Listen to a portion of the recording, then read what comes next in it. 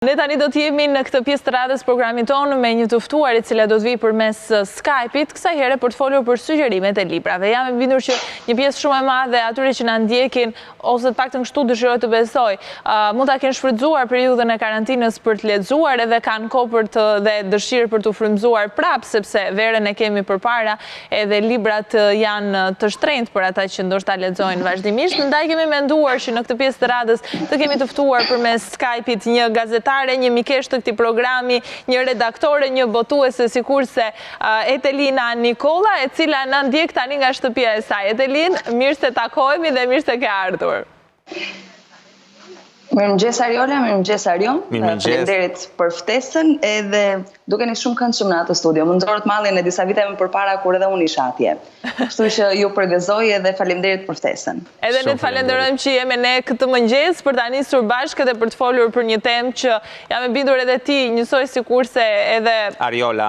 Edhe unë e kam për zemër, që janë pikërisht librat. Si fillim do doja që ta nisja diskutimin me faktin se si ka qenë periudha e karantinës për ty edhe se sa e angazhuar ke qenë edhe se sa e lidhur ke qenë me librin në këtë periudhë.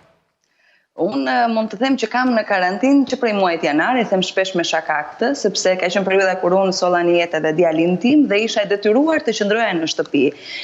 Pa diskutim që shok të ngushtë kam pasur librin, sidomos kur pandemia u bë edhe më serioze, nëse mund të themi kështu, kur gjithçka u mbyll edhe gjithçka ishte le të themi në thonjza tutelën e pandemisë, pa diskutim që nuk e kam ndar librin, asnjëherë nuk e ndaj dhe kam zgjedhur të lexoj më shumë letërsi artistike gjatë kësaj periudhe për të mos u rënduar shumë me zhanre të tjera të letërsisë. Kështu që modestisht unë mund t'ju referoj disa prej titujve që unë kam lexuar gjatë kësaj periudhe, edhe jam rikthyer librave, një prej librave jam rikthyer pasi e kam lexuar disa vite më përpara, kam zgjedhur ta rikthej përsëri, por kam marrë dhe sugjerime të reja, të cilat gjithashtu edhe dua u përcjell ju dhe të bëj një pyetje ngacmuese sepse unë nuk jam adhurues i librit, po kjo është një mangësie ime ose le të themi që nuk është një nga gjërat që më së shumti më karakterizon, që do ta rregulloj. Si ka mundësi që ju që jeni libërdashës për çdo libër flisni mirë? Nuk kam dëgjuar dikë të thojë për shembull ky libri s'bën. Ne që jemi filmdashësit për shembull, ne themi ky filmi është i mirë, po këtu gabon, këtu ka probleme. Ndërkohë që ju në përgjithësi çdo libër që keni në dorë thoni, ky duhet ta lexosh patjetër. Jo, nuk është vërtet. Po si jo. Mos ka takuar njerëzit e gabuar ky Arion edhe nga këta që lexojnë libra. Ja ç'ndodh, sipas këndvështrimit tim. Ndoshta ne nuk flasim keq për librat që duam sepse dim t'i zgjedhim ata. Zgjedhim librat e duhur për të mos u zhgënjyer. E para, dhe e dyta, nëse ndodh që të marrim në dorë libra të cilët nuk janë cilësisht të mirë, neve në dukje në mënyrë të edukuar gabimet ose ajo çfarë nuk shkon me atë libër, po duke e thënë këndshëm ashtu siç libri është. Nuk mund ta shash një libër, se si mundet, sepse ata filmat që ti pëlqejnë Arion, pa diskutim që bazohen nëpër libra. Kështu që po e vërtet. Kjo është një gjë shumë e vërtet. Por ama janë shkruar dhe shumë libra të inspiruar nga shumë filma. Pa diskutim janë të ndërsjellta. Jeta është zinxhir, është një zinxhir ku gjithçka vërtetet rreth gjithçkaje. Tani të shohim pak se çfarë do na këshillosh. Jo, unë do doja që ta nisnim pikërisht me një libër që ka sigurisht e ke shumë për zemër, sikurse është libri Syte, Erresires, ku ti ke dhënë një kontribut shumë të çmuar për ta sjellë në jetë për lexuesin shqiptar. I ke aty librat edhe pamja po më pëlqen shumë tani edhe nga shtëpia jote. Është pikërisht libri që po shohim tani përmes ekranit, ku çfarë kontributi ke konkretisht, Etelin?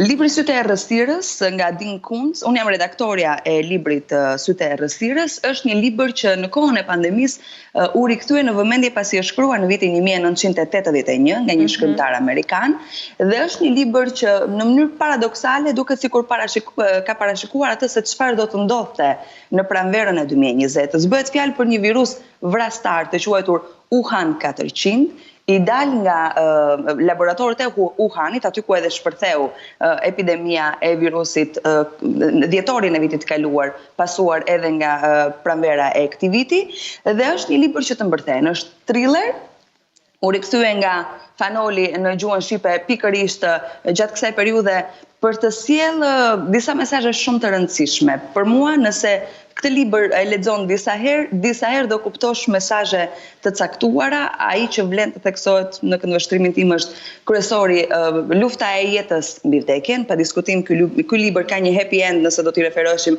termave të letërsisë, pra një fund të lumtur. Misioni i Tina Evansit, personazhit kryesor, përmbushet denjësisht deri në fund, sepse instinkti i nënës e thërret atë për të shpëtuar djalin e saj. Nuk dua t'ju zbuloj më shumë. Mos bë spoiler, po. Pikërisht. Unë lexova, në fakt dje mua duhet për t'i intriguar njerëz si ty, Arioni. Unë po pres për dal filmi.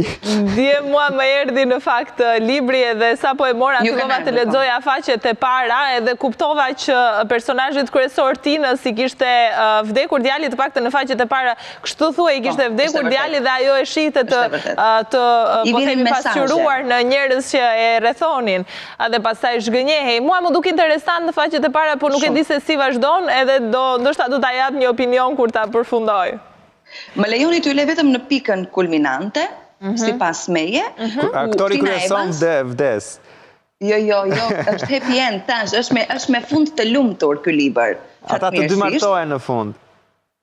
Po që martohen ata, po s'ndodh me Tinën dhe me djalin e saj dhe me virusin, me thënë, s'pun ka virusin në këtë mes, kjo është kryesor. La trego. Po. Thjesht për ta përmbyllur me këtë libër, sepse kam edhe sugjerime interesante, është fakti që Tina Evans dhe i dashuri i saj avokat Elliot arrin të gjejnë virusin, laboratorin ku është prodhuar virusi, dhe aty do të kuptoni se ç'ndodh me Tinën, Elliotin dhe djalin e saj Denin 12 vjeçar. E zbuloni te ky libër, Syte Erresires. Kryeredaktorja e këtij programi më thot, lexova deri te faqja e 32 herë kam qartë, thot, kështu që duket që nga një libër i fuqishëm që ndoshta edhe nënat mund ta lexojnë edhe mund ta shijojnë në këtë periudhë. Vijoj më tej me sugjerimin e dytë. Kam zgjedhur një, ose mund të them autorin tim të preferuar. Është Carlos Ruiz Zafón, libri i fundit i cili ka dalë vjet në qarkullim, Labirinti i shpirtrave. Është një libër që, siç e shikoni, është shumë voluminos. Po, mund të ndërtosh një shtëpi me atë libër, domethënë. Edhe po të kesh shumë si ai. Jo, mua ka rezultuar që librat që janë më voluminos kanë qenë më të preferuarit për mua. Kështu që ndonjëherë këta që janë voluminos ikin më lehtësisht. Ikin më lehtësisht, unë përgjithsisht kështu i kam librat, kaq voluminos, po kaq voluminos edhe për atë çka përcjellin, qoftë nga mesazhet, qoftë nga ajo që të mbush shpirtin dhe mendjen. Ngjarjet në fakt në këtë libër zhvillohen në Barcelonë në fundin e viteve 50. Carlos Ruiz Zafón është një autor i cili është ndër më të preferuarit në Spanjë, por jo vetëm, është i përkthyer në mbi 50 gjuhë të botës. Ka libra të rëndësishëm siç është Hija e Erës apo edhe Vareza flitet për varezën e librave të haruar, madje unë di që juve keni dhe kolegë që e pëlqejnë shumë këtë autor. Rikthehet në qendër të vëmendjes Daniel Semperi. Po kush janë këta kolegë me qenë se ti zbuloj? Për shembull, nëse bisedoni me Leftion Peristerin, do zbuloni që dhe ai e pëlqen shumë këtë libër, duke qenë se flasim shpesh për libra. Bëhet fjalë pikërisht për Daniel Semperin, i cili i rikthehet përsëri ngjarjeve në këtë libër nga Zafoni, por jo më si ai djali i dikushëm i cili zbulonte në varrezën e librave të haruar, zbulonte ngjarje të rëndësishme, por kësaj radhe kthehet me një mision të caktuar, pasi është misioni i tij për të zbuluar misterin e vdekjes së nënës së tij Izabeles. Se çfarë ndodh, unë nuk dua ta zbuloj, por më besoni që nëse lexoni qoftë edhe një libër nga Zafoni, keni për ta kthyer në autorin tuaj të preferuar. Patjetër, pa lënë mënjanë edhe klasikët apo autorë të tjerë siç janë Marquez apo edhe shkrimtarët të cilët unë nuk i kam përzgjedhur sot, kam preferuar të jem pak në këtë lëmin e autorëve ndoshta më pak të njohur, por shumë të rëndësishëm. Tjetër. I treti sugjerim. I treti, unë tashmë kam në dorë, nuk e kam përfunduar, kështu që fatmirësisht unë e di pak a shumë fundin, po është diçka që ja vlen, përsëri në zhanrin thriller, bëhet fjalë për Shtriga e Babilonis nga DJ Macintosh, është ky libri këtu, dhe është shumë interesant sepse bën fjalë për një djalë i cili është turko-amerikan, po jam e saktë, John Madisoni, sepse ndonjëherë kur lexon disa libra njerësh dashu pa dashu ngatron dhe emrat e personazheve. Është një djalë i cili merret me është tregtar veprash artesh të ndryshme, veprash arti. Ai futet dashur pa dashur në një hulli ku një vepër shumë e rëndësishme arti ka humbur dhe kërkimi për të gjetur këtë vepër arti e çon drejt një rruge ndoshta mosbesuese tek personat që merren me alkimin. besoj alkimin e dini çfarë është, shkenca që kthen metalet në ar. Përballet Xhoni me shumë vështirësi, përballet me kërcënime për jetën, përballet me të panjohura, përballet me enigma për t'i zgjidhur, të cilat pretendon se mund ta çojnë tek vepra e humbur, por që e çojnë në një rrugë krejt tjetër të cilën ai nuk e kishte menduar. Dhe për ta shuar kurreshtjen time, kë ke në fotografi aty që e mban si mbajtës libri? Jo, është një prej librave që unë kam bler. Okej, diçka na ndodhi dhe na iku kamera. Ja. Gabimi im, sepse okej, prandova se mbaje një fotografi të dikujt të caktuar që ta kishe gjithmonë çdo kohë me vete. Është në një libër që unë kam bler, është një fishë vendosur nga botuesit e librave. Fatmirësisht, mbaj dhe ashtu fotografi, është vërtet më kishte shkuar mendja që ta vendosësh në një prej librave, e bukur. Shoh që more në dorë një libër tjetër. Po.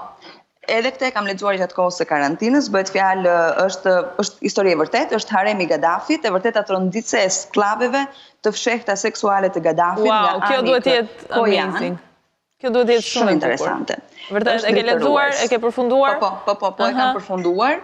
Është sidomos pjesa e parë ku tregohet ngjarja në vetë të parë nga një prej sklaveve të Gaddafit, se si atë një vajzë 12 vjeçare e marrin nga bankat e shkollës për ta çuar tek atë e quanin babai i plot fuqishëm, kishte shumë emra Gaddafi në atë kohë, dhe se si ajo bie në kurthin e torturave, dhunës psikologjike, seksuale që Gaddafi është i rënd, kur e mendon se çfarë kanë përjetuar ato vajza atje dhe se si shitej në botën jashtë, jeta e Gaddafit është rënditse. Ama është një libër që ja vlen për t'u lexuar. Shumë interesant duket.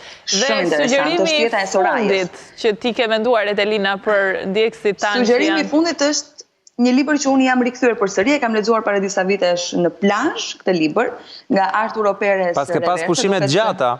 Kjo ngjaka si zhadja. Për disa ditë mbarohet, Arion. Po, ka një shikim të tillë. Mos është aktoria e zhadës. Nuk është historia e zhadës, është një histori akoma dhe më tronditse. Mbretëresha e Jugut bën fjalë për një vajzë të re. Është një libër i Amerikës së Jugut, autori i Amerikës së Jugut, ngjarjet zhvillohen po aty, e cila është dashuruar me një trafikant droge. Atë e vrasin dhe për çudi kapuja e të gjithë bandës, por jo vetëm, pothuajse në të gjithë botën, kthehet pikërisht mbretëresha e Jugut. Kjo vajzë, e cila nga një vajzë e thjeshtë, e pafajshme, fati i mirë apo i keq që sa i bie në dorë një blog i Bjondit, kështu e kishte pseudonimin i dashurisë i saj, ku në të cilin ishin emra, borxhe, kontakte të pafundme që e bënin atë një vajzë të fuqishme. Ajo përjeton një jetë shumë të fuqishme, bie në burg, del përsëri, bëhet kapoband, merr kontrollin e të gjithë tregtisë, të gjithë zonës ku ndodhet. Kjo është një histori e vërtetë me sa di unë. Është ndërtuar mbi një ngjarje të vërtetë. Tereza është personazhi kryesor. Ky Etelina është një nga ato libra që jo vetëm Marioni, po ndoshta edhe unë do preferoja ta shija në film, me thënë të drejtën.